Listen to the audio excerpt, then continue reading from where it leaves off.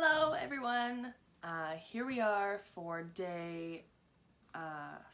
episode 3 of the Co-Live series. Let me just get Shoshana on here. Let's see. There she is. Okay, so Shoshana's here, and I just want to say I know I'm wearing a robe, but it was like super cold. Hey, Shoshana. I'll just get you on here. So it was super cold and I didn't want to take it off, so I'm sure Shoshana won't mind. Hello. Hello. I had my purple robe on too, but mine wasn't as warm as yours, so I went for clothes. Oh. Yeah, I have clothes on too. It's like minus 27 here today.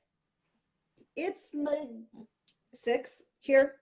I don't know what that equates to in Fahrenheit for any of the Americans. I have no idea what it's 36-ish. I don't know. I still keep everything in Celsius, even though I'm in the States. I'm pretty good at converting between about 50 and 80 because that's LA temperature, but I'm in New York, and I apologize, guys. The lighting here is weird. I'll move a little bit. I sat here, I set it up. Literally, if I lean back, it gets dark. If I sit up, I'm being really creative because I've had to be. But yeah, so let me see if I turn this way. Like literally, I sat here and I did this 5 minutes ago to make sure the lighting was good. Is that better? It's still dark on the bottom half. What did I do before? I went and sat on the bed. Like I'm set up. I don't have a desk here. I'm set up on the dresser with a chair. If I sit, let's see, I think it was better over here. Is that better? I can sit on the bed. Very interesting background, but that's better, right? It's better if you sit up taller. Sort of. I'm trying to find good lighting, and this. How's that? Better. It is better. Yeah, like I said, it was good, and then we came on. So this is all the lights in the room and the window open. So as good as it's gonna get. It's all about the content anyway, right? Exactly. And can you guys hear me? Maybe it's my volume that's down. I can't hear very well. Can you hear me okay? Yeah. Yep. Awesome. Maybe it's my volume. Cool. Well, my volume's full. Well, we'll figure it out. Yeah, I think mine was just down a little bit. So it's now on more. Okay. There we go. We'll just do it like this. And I think you guys can see me better. And yeah. Okay, great. So now that all the technical difficulties are out of the way, hopefully. Yay! So this is Shoshana. She's a Theta healer, and she's the expert, so I'll kind of let you take it away and tell them who you are and what you do. Awesome. I'm Shoshana Leah. I am, as she said, I'm a Theta healer. I'm also a sports medicine chiropractor and holistic nutritionist, which we're not going to talk about today, but I'm here today to talk about Theta healing, which is mindset work. It is energy healing. And it encompasses a lot of things, but the main thing about Theta healing is belief work. Basically, change your beliefs, change your reality. And the reason for this, everybody I'm sure at this point watching has heard about the law of attraction. You've heard about limiting beliefs. You've heard about manifestation. You've heard about all these things. And these are all very, very linked. So the thing with this is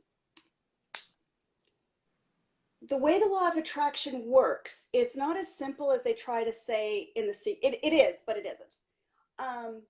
It's beyond what you think about you attract, because it's not just your conscious thoughts. It's not, okay, I want a black Mercedes. I'm going to visualize a black Mercedes. I'm going to picture myself driving a black Mercedes, and poof, I'm going to get a black Mercedes. You know, there is all the visualization work. There's also the action. But the thing with the law of attraction is, and it is about vibration. And if you listen to Abraham Hicks, Esther Hicks, all this stuff, it is about vibration. But here's the thing.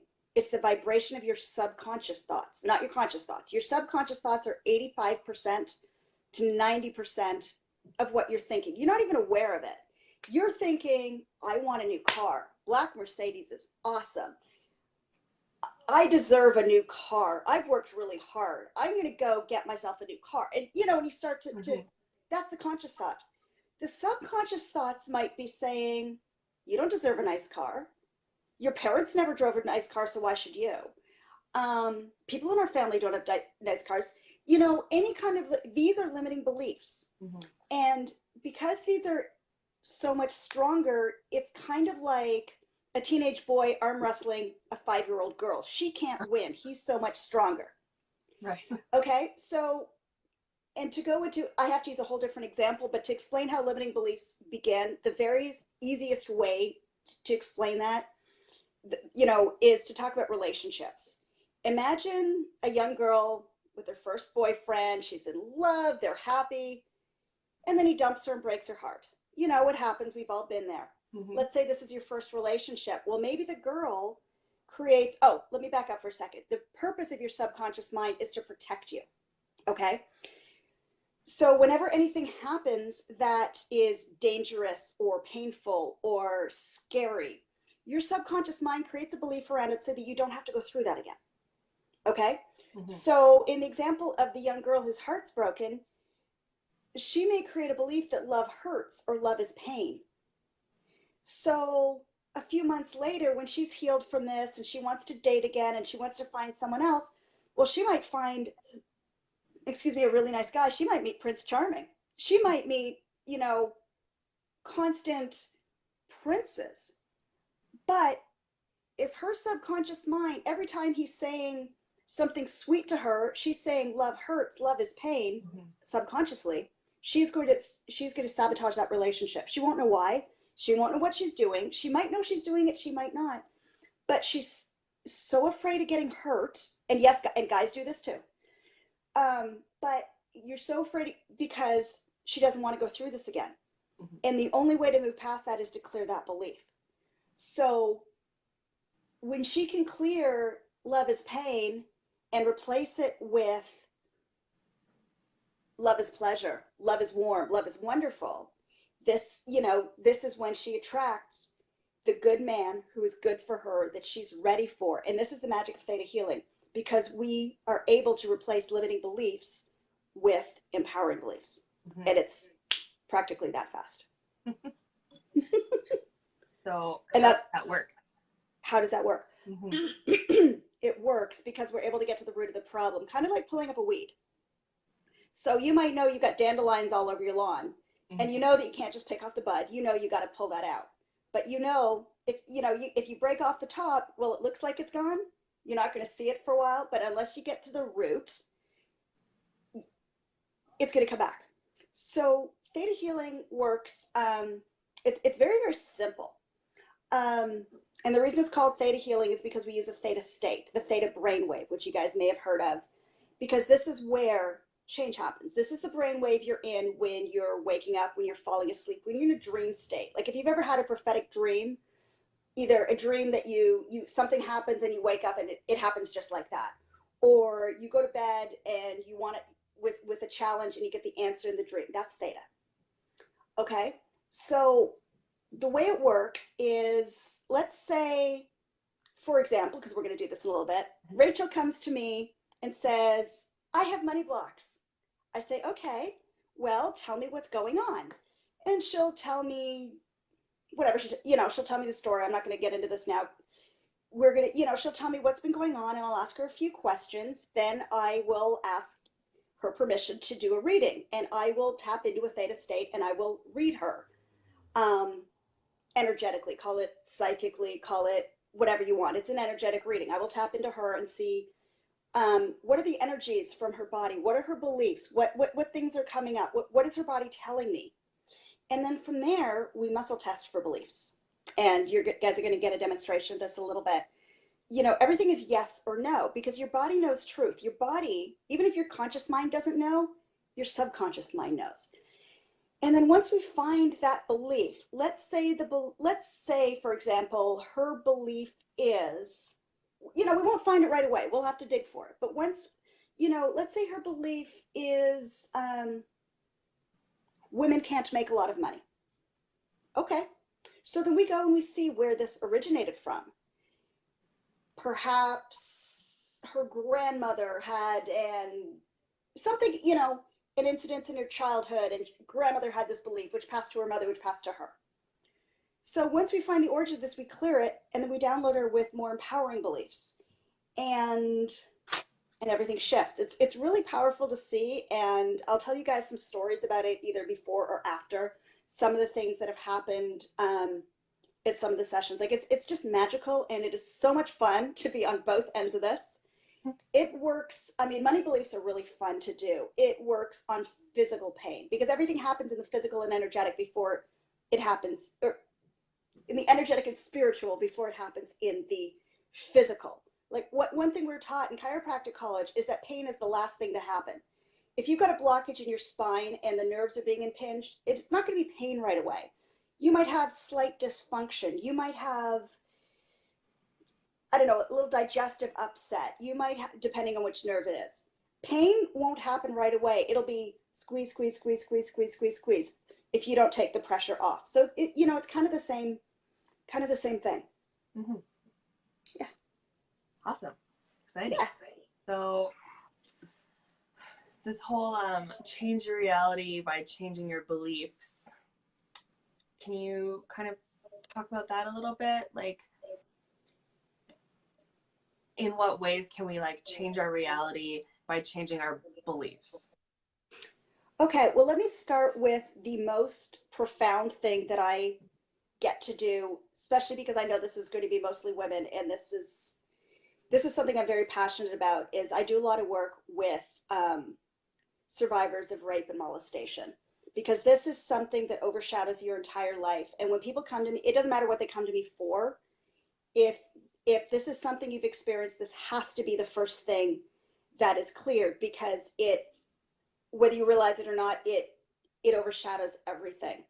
So one thing I found in my work, so first of all, everyone who's been molested or, mm-hmm. has certain beliefs. In addition to whatever else they have specifically around this are the beliefs of, I don't deserve good things and I deserve bad things. So think about it. If you think you don't deserve good things and you deserve bad, how are you going to have a good relationship? How are you going to have a good paying job, a successful business?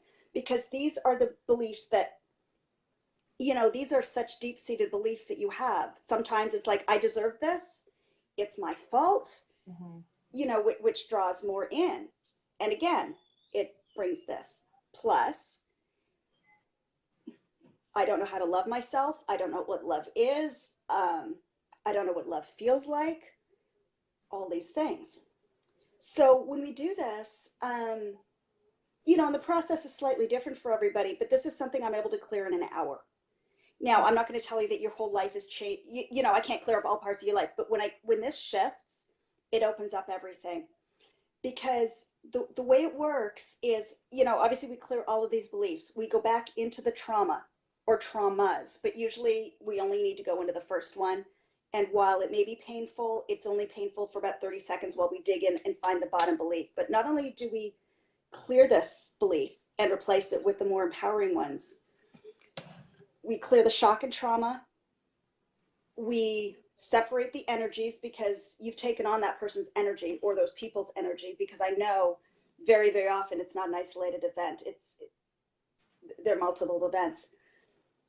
And then we clear the resentment and forgive the person who did this. And I'm, if this happened to you, I'm sure you're sitting there going, that's not possible, but it is. And we do this by finding the lesson here. The reason you guys are unable to let go of it is not just because it was such a traumatic event. I mean, it is, and I'm not minimizing that. But the reason it's hard to let go of is because you have those beliefs in there, and they're playing forward, and they're constantly there, and they're constantly talking to you, and you're getting something out of it. It is driving you in some way. It's teaching you. It's helping you grow. You're not aware of it. It's subconscious. But once you find the lesson, you're able to forgive. You're able to release the resentment, and that's where the freedom comes. Mm-hmm. And I've done this so many times, and it is the most life-changing work I get to do. I get to watch a woman's light turn on. It is magical.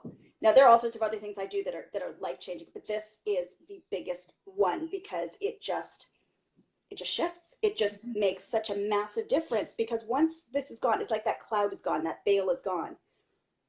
And then the possibilities open up. You're like, oh, I can do this, I can do that. That all those things that you could maybe see in front of you that you believe, well, that's not for me, I can't have that, I can't do, you can, because all that has shifted. It's fun, you know, money beliefs can be, nothing is as powerful as doing that, but one of my favorite money beliefs is something I did right about a year ago. And a client of mine came to me and said, I want to know why I don't feel worthy of making a lot of money. Because I'm a manifestation coach, for heaven's sake. What's wrong with me? Okay. So we go through this. I was in LA, I'm doing this thing, and we start to get into this, we're looking at beliefs, and all of a sudden I'm like, okay, I have to shift rooms because they were digging a pool next door. The concrete, it was really loud. And as I was walking to the next room, she says to me, I'm sure this has nothing to do with it, but I had a past life regression recently. She goes, I feel like I have to tell you this. I had this past life regression. I found out, you know, I was a princess and I was giving money away to the poor. My father, the king, he didn't like this. He took away all my money and banished me from the kingdom. She goes, I'm sure this has nothing to do with anything, but I had to tell you. And I'm like, ding, ding, ding, ding, ding, ding. Because I sat down in the living room and I said, test this belief for me. If I have money, it will be taken away. That was it. We cleared it, downloaded it with other stuff. I got on a plane that night to come to New York. That was a Thursday. Tuesday morning, I came back from class, or Tuesday afternoon, I had a text from her. I just got an unexpected check from my dad, $2,000 as a, you know, advance on my inheritance. And a client just booked whatever. I said, great. Said, he's giving you your money back. And she's like, yeah, I think so. Every day she's telling me stuff. This was beginning of January. End of March, she's like, I just had my first $15,000 month. The woman was cleaning toilets a year before. You know, it can happen that fast. Almost everyone who I clear money blocks with will get an unexpected, will have unexpected money come in within the week. It could be $100, could be a couple grand, could be whatever. Within 4 or 5 days, money out of nowhere. And it's really, really fun. You know, it works with relationship issues. Almost every woman, I think just about every woman I've ever worked with has resentment to her mother that we have to clear. You know, there are resentments all over the place. But almost all of us as women have some kind of resentment to our mother.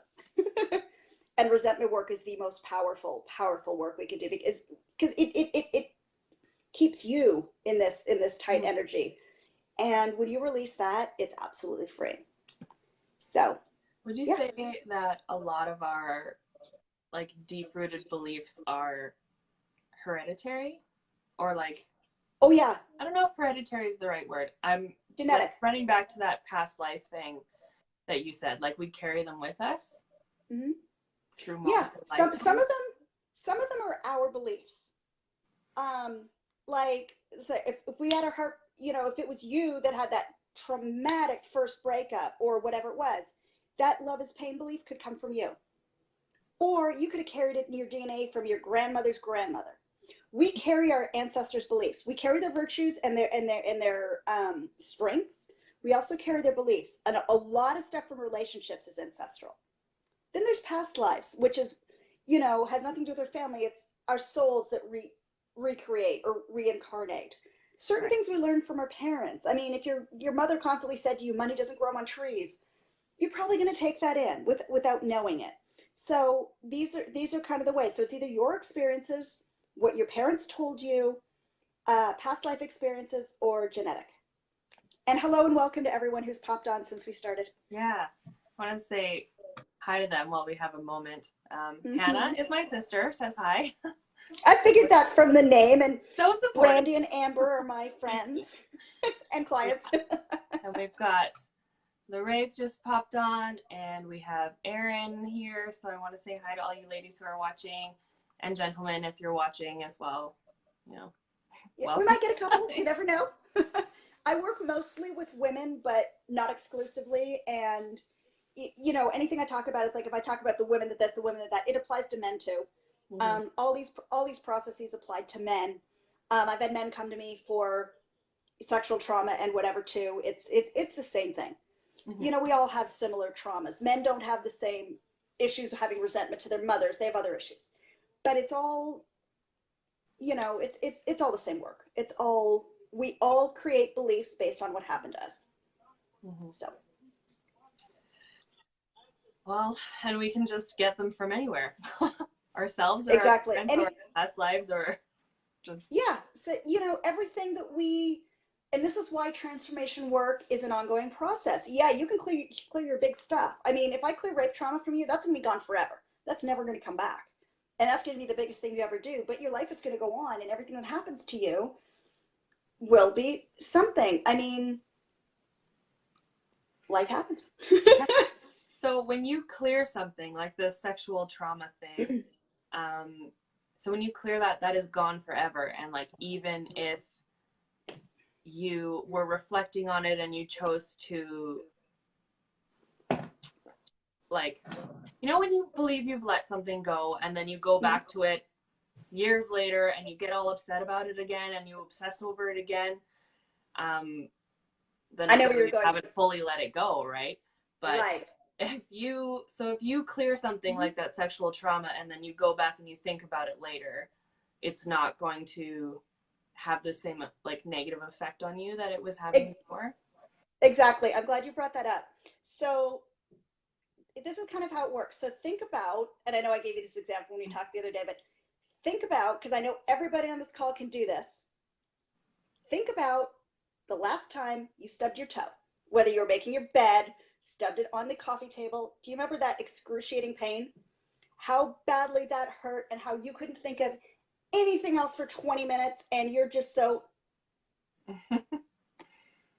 And you can remember it now. You remember how much that hurt. But after those 20 minutes, you'd forgotten about it because you didn't attach any beliefs to it. There was nothing about it. You tripped or you miscalculated or whatever. And this is how it works. So when we clear the rape trauma, when we clear the molestation, we clear whatever that is, it's not like your memories are wiped. It's not like it didn't happen. If you were reminded of whatever reason you're taken back to that, you can remember it. You can remember that something horrible happened to you. But the trauma is gone because we've cleared all the emotions around it. We've cleared all of that. And it's kind of like that stubbed toe, or when you grow up and move on and you think back to the first boy that broke your heart. Well, it doesn't, yeah, he hurt you. You remember it hurt. You remember you cried for days or weeks or months, but you're fine now because you didn't carry it forward. And that's exactly how this works. It's gone. The memory is there, but the beliefs and the shock and the trauma and the energy surrounding it, that's gone. Yeah, that's a good example. I don't get hung up on my first heartbreak. I'm just going to let my dog out. My boyfriend just got home, and he wants to go see him. No worries. Okay. And hello to Lindsay and Devin, who just popped on. We have so many people. Yay! Exciting. Yeah, we have lots of people on, although my thing says only one person's watching. I love Facebook. Yeah. It's so weird. So does mine. But even if they're on and off, whatever. They can watch. Okay, you guys can watch the replays later. It's going to be fun, though, because we're going to do some actual clearing. Yay! So, unless you have anything else that you want to add, I don't really have any more questions. I think let's do some clearing, and then people can ask questions, and I can tell some more stories afterwards, because it's really, when you get to watch how it works, it's a little simpler. Because I mean, I could tell stories all day, but I don't. It's fun to do it. I mean, Brandy's done it, Amber's done it. I don't know who else is on here, but some of these processes are super, super fast, and they're fun. Money Blocks is so much fun.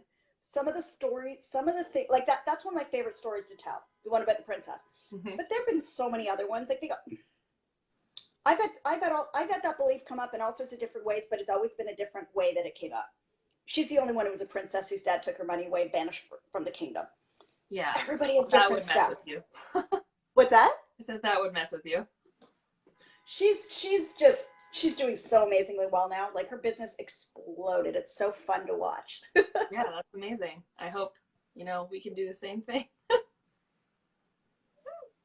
So, Work on me, you guys. so tell me what are your current issues with money? Well, I was thinking about this since we chatted yesterday, that if I could get as specific as possible. And I realized that I have feelings of guilt around receiving money. Mm-hmm. And I'm not sure where that started, but my family growing up did not have any money. We were like penny pinching. Yeah, I hear. Yes, guys, I am in New York. York. I am in New York. I'm in Spanish Harlem. That is a cab or a car or something honking outside. It's fine. So I'm sure it will end momentarily, but for the moment, we have city noise. Yeah. And for anyone who's never been to New York, plan a trip at some point because the energy here really is magical. You can you might not want to come in the winter, but tips and tricks and stuff. What's that? I said you can contact Shoshana for tips and tricks and stuff. Exactly. I split my time between LA and New York. I'm usually in LA in the winter. Yeah. But okay. In any case, so we're going to try and ignore that cab or car or whatever it is. I'm not looking at the window. It will stop momentarily. Okay, so guilt around spending money. Around receiving money. Oh, receiving money. Okay. I could spend money till the cows come home. Yeah, so we never like had a lot of money growing up, and we were always like really very, what's the word? Frugal, like penny pinching, and we couldn't have like all the new cool stuff. Like we got a PlayStation like 6 years after PlayStation came out, and like all my friends had, you know, all the new stuff or whatever, which is whatever, but yeah, it's like when someone gave me money, it was like a big deal because we didn't have a lot of money in the first place. So if I got like money for my birthday or something, I always was like I have to hold on to this. It's like we don't have a lot of money. There's not a lot of money. I have like such a scarcity mindset around it that has been just bred into me. Which I actually have been working on the whole scarcity thing for the last couple of months, but anyways. So when I receive money, I almost feel bad for having it. So that's kind of where I'm at. Okay. So tell me, when you were growing up, where did you grow up? What did your parents do? We grew up just in a cute little neighborhood in Edmonton in a house. My mom was mostly stay-at-home mom until I was older, and then she was an interior designer. And my dad works for the government, has always worked for the government. Okay, so what kind of, do you remember them fighting about money? Not that I can recall. It may have happened, but... What do you remember? What was it like when you asked for a toy or a new dress or... Well, I honestly didn't ask for stuff usually because we had set dates that we would go clothes shopping. We went clothes shopping in September for the beginning of school, and then we went clothes shopping after Christmas, and those were like the 2 times that we went shopping. But okay. As far as like asking for new stuff, it usually, like, honestly, my dad would usually try to make it happen because he loves his daughters. He just wants to dote on them, which is great. But he always would try to make it happen, and then he felt really bad if he couldn't make it happen. So I know you're one of 3. Where are you? Older, oldest, younger, middle? Oh my God, sorry. I didn't turn my alerts off. I am the oldest. Okay. So you probably took on some of this responsibility for not asking. Yeah. All right. Now, what about when you got a little bit older? Your mom went to work. And yeah,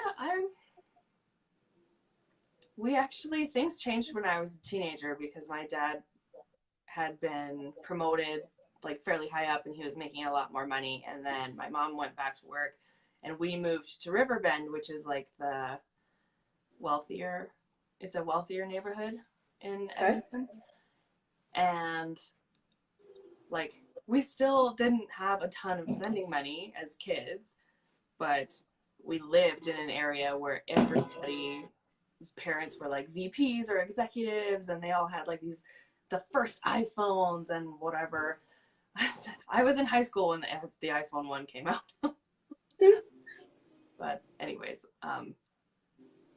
so I was surrounded with people who had a lot of money, and we had moved to a place where we had a really nice house, but we still didn't have a lot of cash. Like we were almost house poor. Mm-hmm. And then I got my first job, and I just was like, I have $300 a week. Oh my God. Like, what am I going to do? It's amazing. And then I don't even know what I spent it on, because I didn't drink, I didn't smoke, I didn't do anything. So I don't know where that money went. But I didn't learn any kind of saving. Like my parents didn't have those conversations with me about proper money management either. So it just like all my money disappeared. All right. So what about when you got your first job?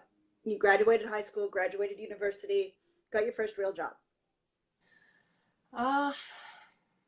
Well, I guess that depends on what you think my first real job was, because I didn't graduate university till I was 26, and I had a 3-year-old. Well, no, everybody's story is different, but I just kind of I'm just looking for how things evolved. Well, out of high school, I took a year off from college, and then I moved to Victoria, which is on Vancouver Island. Yep. Oh, best 2 years of my life. So I guess I had my first real job out there. I worked at the Source, and I was really, really tight with my money because everything's so expensive out there. So I was like super, super frugal, and I was that way for like, well, forever. I've never had a ton of money, so. And then I was going back to school, and I had a baby, and I was living off of student loans, and then I was extra super frugal, like trying to survive off of student loans and being a single mom. And like I couldn't work on the weekends because I had to be home like with my baby. So it's been really, really tight for me for a really long time. And now? Now it's still tight. But my boyfriend makes really pretty good money. So where I am lacking, he's making up, which is a whole different like issue, where I'm like, I'm an independent woman and I don't need no man. But I do. I need the man. I feel like that's a different thing. But yeah, so things are still tight if I were just on my own. Okay. All right, so may I read you? Please. Okay. You just sit there, close your eyes, sip water, whatever you need. Okay.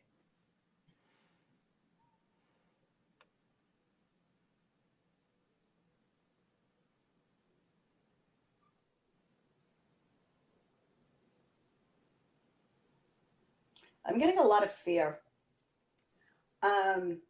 It's just coming up that what if it doesn't come in? What if it's not enough? What if you can't do it? You're never gonna get what you want. You don't feel worthy of it. That sounds right.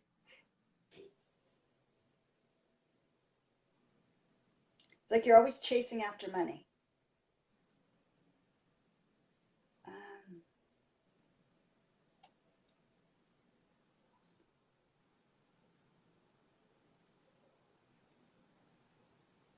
I'm getting this fire in you that you want so much more and just don't know how to get it. Yeah. I don't mean specifically just money, I mean in general.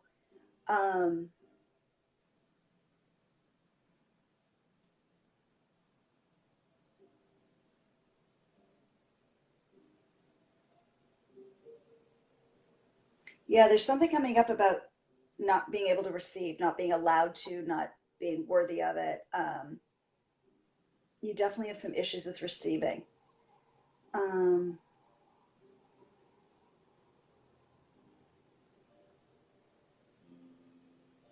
You're afraid to spend because you don't know how to receive. So there's no flow. Yep. And because you don't know how to receive, you haven't put yourself in a situation where you're able to receive. Good paying job, rich boyfriend, whatever. I mean, your guy now does, but this is a whole new thing that you're working with. Mm-hmm. So let's tap into this a little bit. You told me you know how to muscle test, so close your eyes, say yes out loud, and test yes. Yes. And do it on screen so people can see. Oh, yep. I have a Band-Aid. Don't look at my Band-Aid. Well, do it just so that they don't have to watch the whole, but just so that I can see you doing it right, and anybody new sees how it works. You just pull them apart, right? Yep. They're different. Guys, just so you know, they're different. You can do it this way, you can do it this way, you can do it this way. It's all about getting that ring to open, because this is a circuit. Your body knows energy. So when you get a yes, this is going to be strong. It'll be yes, it'll stay closed. When you get a no, it's going to open. So all of these you do eyes closed, say it out loud. So test yes. Yes. And no. No. That was hard. Okay, good. All right. So starting with a question I ask every single client of mine on their very first session, no matter what we're working on, is, I know what it feels like to be loved. I know what it feels like to be loved. No. All right. No. So the very first thing we're going to do before we start to work on the money issues is we're going to download her with what it feels like to be loved. So when you do the downloads, everybody has free will. You can accept or not accept the download. So when I do the downloads, it's in the form of a question. So I'll ask, would you like blah, blah, blah. And then you say yes in order to receive, and I won't download you until you say yes. Okay? Okay. So would you like to know what it feels like to be loved? Yes. To have creator's perspective, definition, and understanding of what it feels like to be loved. Yes. To know that you can, that you will, and that you deserve to be loved. Yes. That you are worthy of being loved. Yes. And that you are ready to be loved. Yes.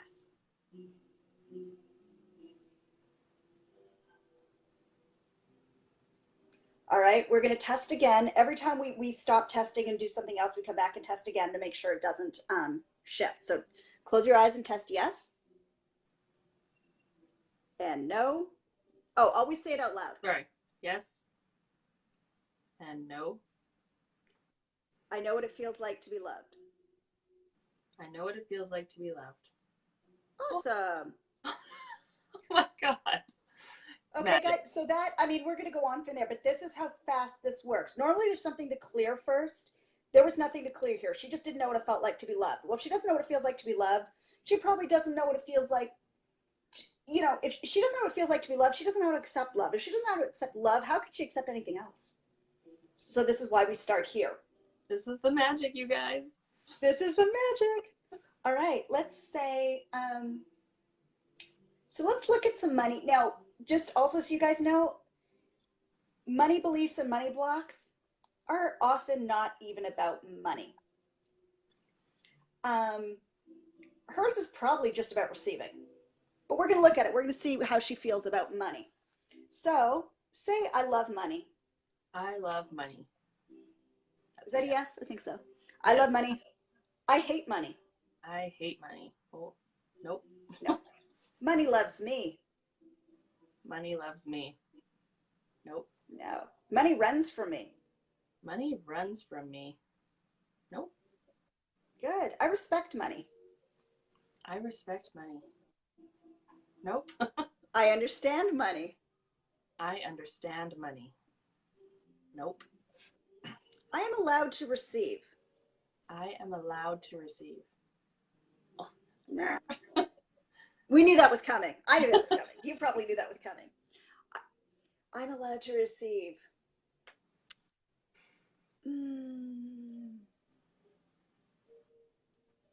I'm worthy of receiving. I am worthy of receiving. Oh, that's a no. Yeah. I deserve to receive. I deserve to receive. That I was know so how to easy. receive. Yeah. I know how to receive. No. I deserve good things. I deserve good things. I deserve bad things. No. I deserve bad things. God damn it. Okay, now this, okay. So I'm going to share with the group that Rachel and I had a private discussion yesterday about certain things. And in order to clear this, I have to go into some very personal, deep things that I'm not going to do publicly. But this is something I would address. I'm going to clear it for her. But I want you guys to understand that when I'm doing this clearing, because we're not going into the root of this may not clear permanently. She knows what the issue is. Like I said, it's a personal issue that we can't really go into here. So we're going to clear some stuff around money there, because that's a huge thing. If you believe you deserve bad things, you don't deserve good things, you're not going to allow yourself to receive. It kind of goes hand in hand. And this is something she and I are going to work on. But you know, when we talked about doing this, I suggested we did money blocks or something like that, because it's an impersonal thing. Mm-hmm. I don't like to do,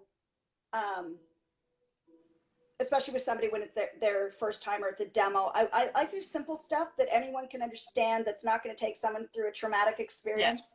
Yeah. But it's all, yeah. So let's keep looking at money and looking at flow. Let's say, let's see what else comes up.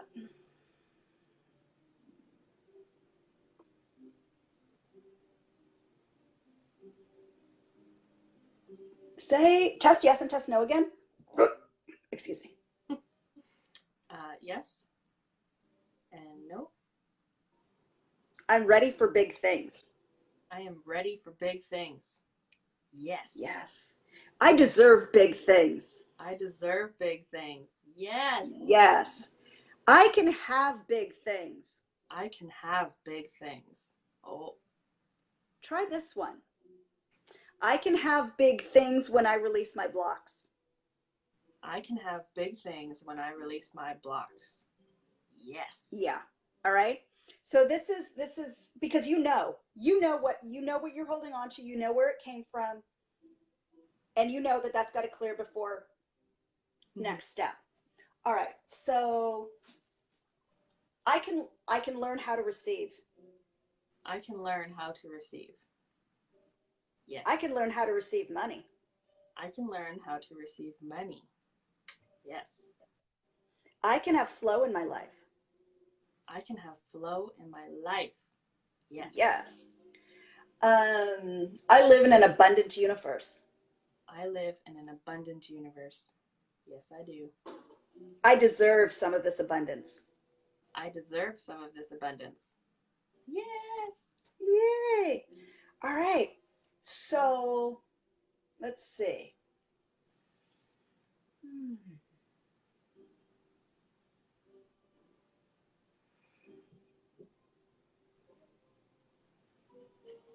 Okay, when you think about money running from you, where do you feel that in your body? Money running from me. Mm-hmm.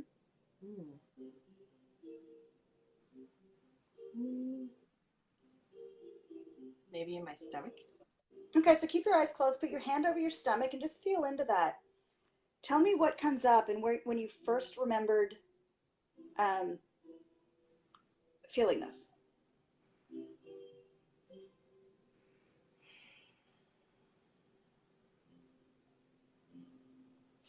Honestly, I keep thinking of this time that I went into my dad's wallet and I stole $20. And I'm like keeping this like guilt about it. I think I was in grade 8 at the time, but it just keeps coming up. I had to like say it out loud. No, it's funny because sometimes what comes up is it's like, oh, this is random. There's no way. But I guarantee you it came up for a reason. The weirder it is, it's always linked. Always. All right. So say test yes and test no again. Yes. And And no. no. Good. Money runs for me because I stole from my dad. Money runs from me because I stole from my dad. It opened a bit. Money runs Ask it from me again. because Ask it again. money runs from me because I stole from my dad. It says no. No. Okay. Um,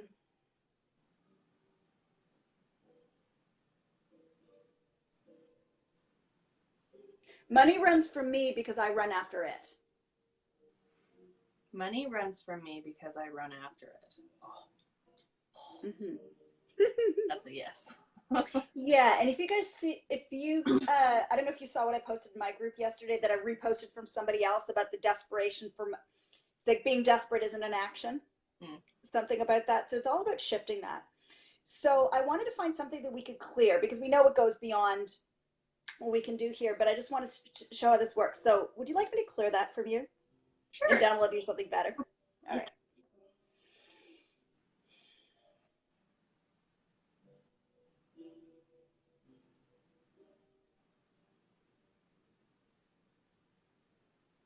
Would you like to know what it feels like to let money flow to you? Yes. That you can let money flow to you? Yes. That it flows faster and freer when you stop chasing? Yes. Would you like to know that you are worthy of receiving? Yes. That you deserve good things? Yes. That you do not deserve bad things? Yes. That you are ready to receive? Yes. That money loves you? Yes. That the more you allow the flow of money, the more it will flow to you? Yes.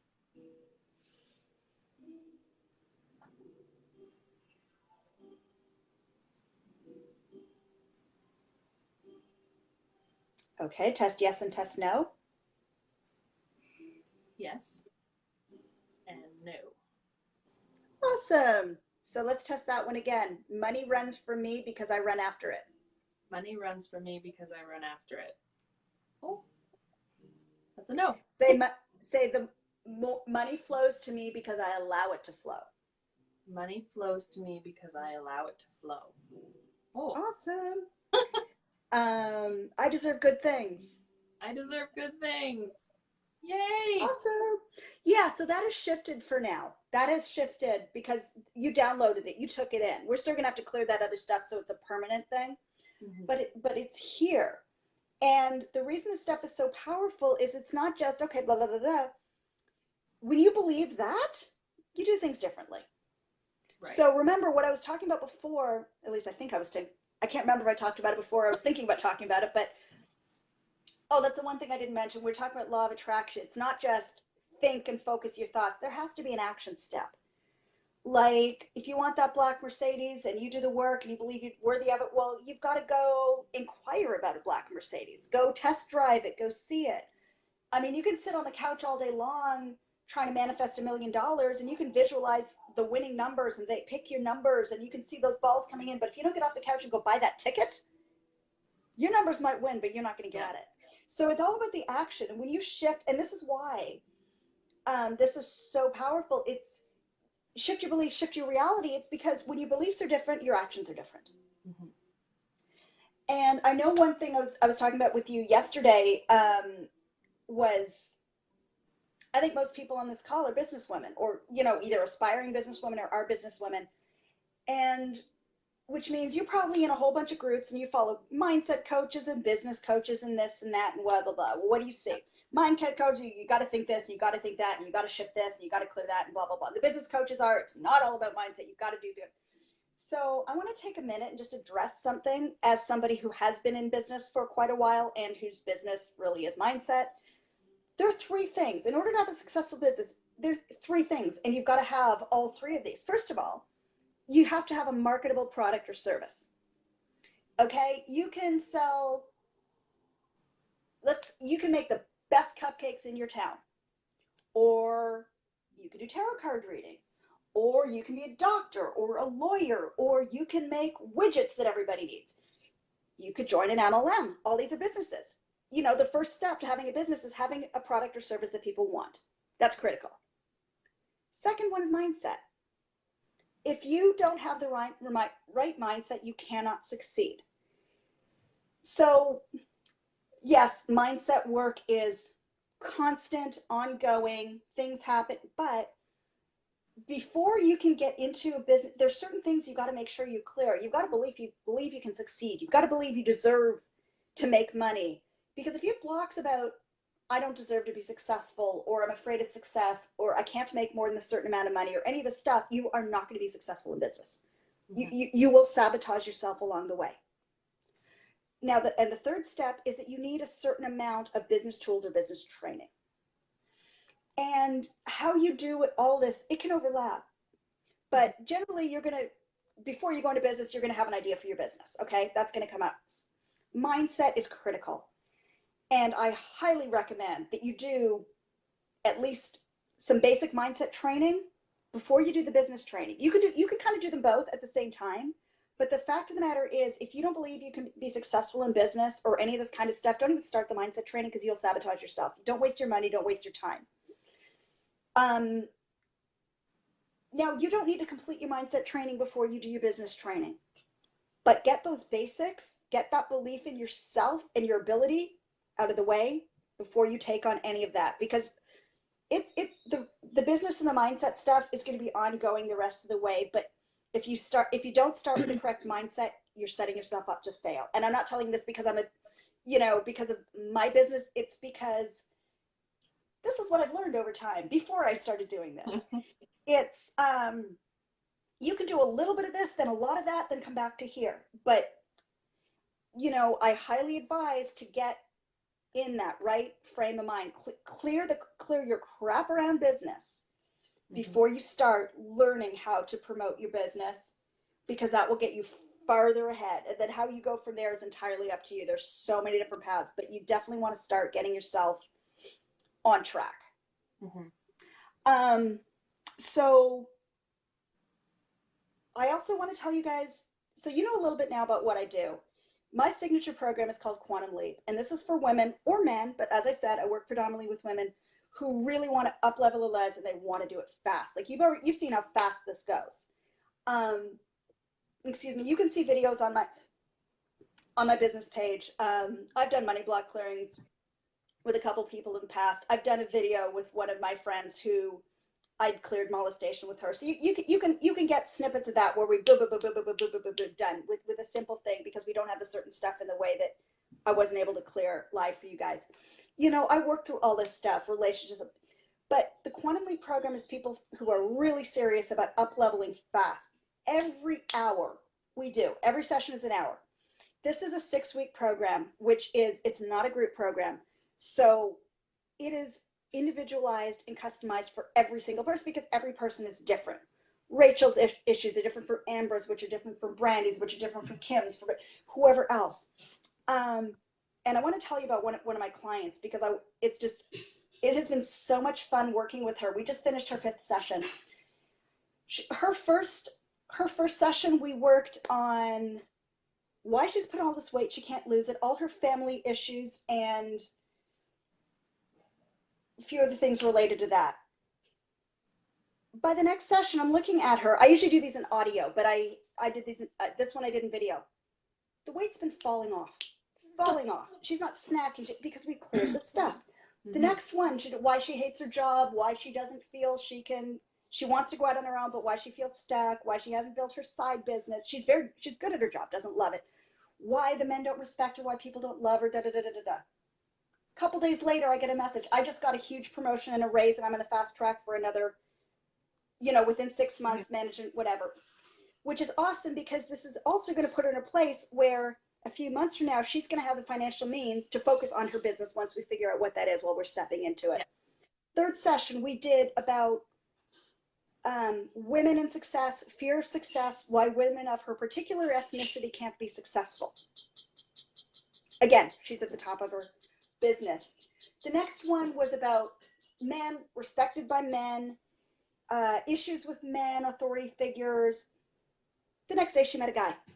And they're all of these things about how he's repeating back to all these things, all her beliefs about men and this and that. And he's calling her. She hasn't been in a relationship in a long time. It is such a fun process. Everyone going through it goes through a different thing. But this is just her process is a boom, boom, boom, boom, boom, boom, boom, boom, boom, boom, boom, boom. She is just so on fire. It's fun.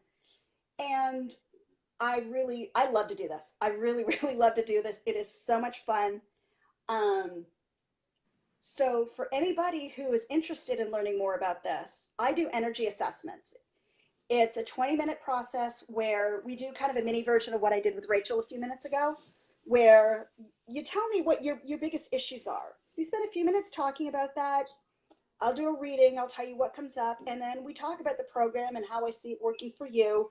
Because in addition to the Theta Healing, you will get homework, you will get various things to do. What it is depends on who you are and what you need and what it is. Like I said, it's very individual. It's rapid growth. It is super fun. And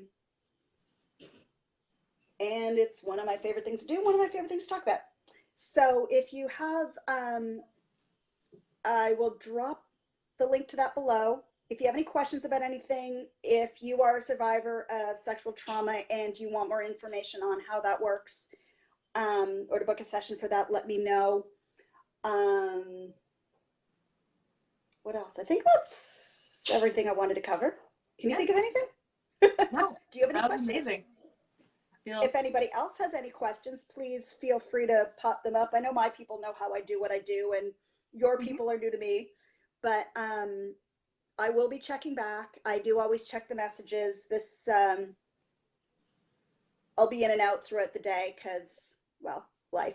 Yeah. But I always check back. I always check messages. If you have any questions, please feel free to reach out to me. My business page is Theta Healing with Shoshana Leah. I can post that link as well. And yeah, this has been fun. Yeah, awesome. Thank you so much for hopping on with me and teaching us all. It was really awesome, and for demoing on me. Absolutely. You're going to want to drink lots of water because even though it doesn't feel like we did a lot, we shifted a lot of energy. You may feel a little tired later. That's normal. That'll pass by tomorrow. It's just when you shift energy, like sometimes you feel a huge whoosh, and sometimes it's a little more subtle. This one is a little bit more subtle, but when you do, when you clear the deep emotional stuff, that's massive. Well, I'm excited to chat with you more about that as well. Anytime. So yeah, we'll talk more later. Happy New Year, everyone. Anyone who wants to reach out, please do. And I'll see you guys next time. Okay. Awesome. Thank you. You're welcome. See ya. Bye.